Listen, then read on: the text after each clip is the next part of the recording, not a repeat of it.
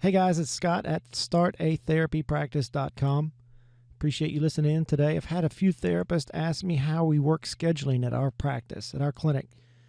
And so we work our practice as cheaply as we can. So I like Google Calendar because it's free. So if you have a Gmail account, then you have a Google Calendar. But what I suggest is that you first create an account for your private practice only. So I'm going to go over to my calendar.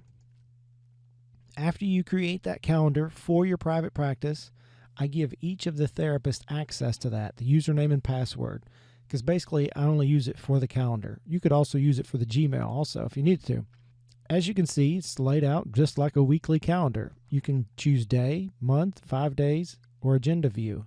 This is one of our therapists' calendar, their weekly schedule.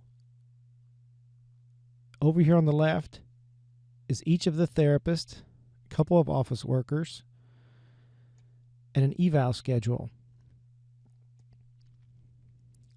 Jennifer's schedule is up right now. If I wanted to make it disappear, I can click on it again and it goes away. I can choose another therapist. I can choose multiple therapists at the same time, although it gets a little busy. If you wanted to see this a little bit easier, you could choose agenda view, and it lists them all out if you want to see multiple therapists at the same time. Now, in order to create a new therapist on this single calendar, you go over here to the gear, which is the settings. Go down and choose settings. Go to the top and choose calendars.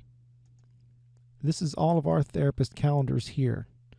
Scroll down and click create new calendar.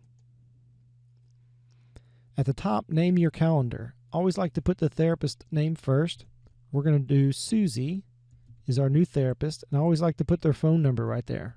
That way anybody can see that therapist's phone number if they need to contact them. You can leave all of this blank. Make sure your time zone's correct. It probably already is though. Go to the bottom, click create calendar. Now on the left hand side, Susie should show up, and there she is right here. If you only wanted to see Susie's calendar, you could click this little arrow right here. Go to the top, display only this calendar. And there she is. She doesn't have any appointments yet.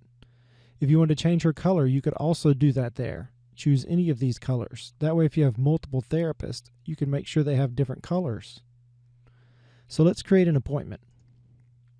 Choose a time anywhere on the calendar. Click on it. I like the therapist to put the location first.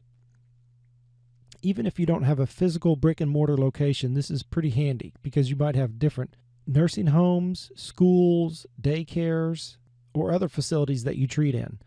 So I like to have them start with the location first, because when you look at that in agenda view and you have multiple therapists, it makes it a lot easier to know where people are and where you might need to be as the clinic owner.